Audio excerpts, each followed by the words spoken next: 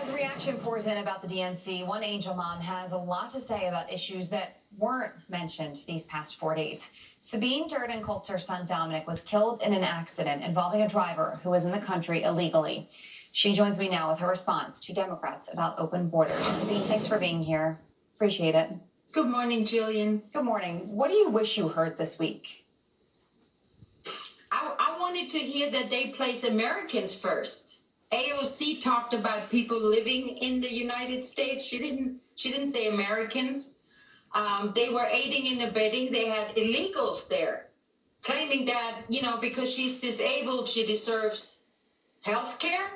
The mom couldn't speak English, had to be translated. That's aiding and abetting, and that's what Biden and the Democrats are doing. They want to flood our country with illegals and non-citizens and us Americans who paid into the system. We're supposed to pay for that, and that's wrong. It can't happen, and it won't happen.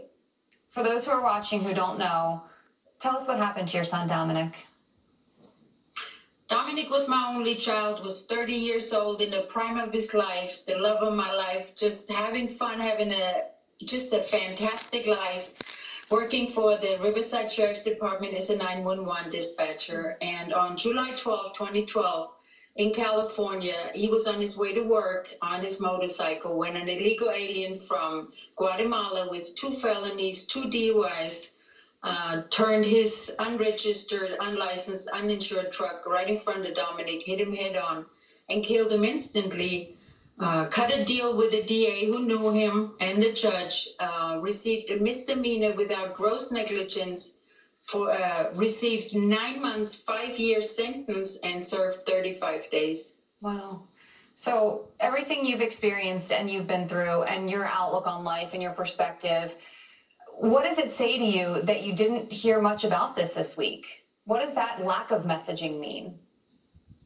Well, it shows me, and it should tell everybody else, that the Democrats are actually working for illegals and fighting for illegals, and they don't even hide it anymore. They're showing it blatantly. They are telling us that that is more important to them. And every American needs to wake up, because what happened to myself and thousands of other Americans who suffered the same tragedy like myself, they need to wake up, because we are a country about law and order. And it seems like the Democrats want to control our lives and have us depend on them, while President Trump wants us to control our own lives and help us live the best life ever while being safe, while enforcing laws, while supporting police, law enforcement, border patrol. That's what I was going to say. Wake up. Is, speaking of law and order and speaking of what the president has to say about it, let's go ahead and take a listen to President Trump on the topic of defunding the police. They see Portland and you see New York with a 358% increase in crime. You see what's going on in Chicago. They don't want to talk about police because it's a losing subject for them. They want to defund the police, and they want to abolish police. What do you make of what's going on right now with, where the president stands on this and what we've heard so far, which isn't terribly much from Democrats on this? Well, the Democrats during the whole DNC, there was no talk about calling for peace, calling for these rioters and looters to stop hurting people, killing people.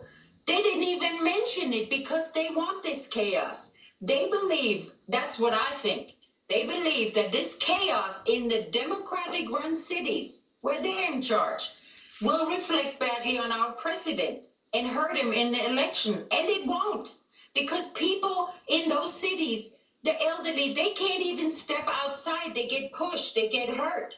Children playing get killed. We know we cannot call a social worker when the bullets are flying outside. So we need law and order. We need to appreciate them and stand with them. And like I said, wake up on November 3rd and vote President Trump. Okay. Who will he will bring order back. Sabine Durden-Coulter. We can't go on like this. This is insanity on steroids. As always, we thank you for joining us. We know it's not easy to share your son's story, but it's an important message. Thank you so much for being here. Thank you.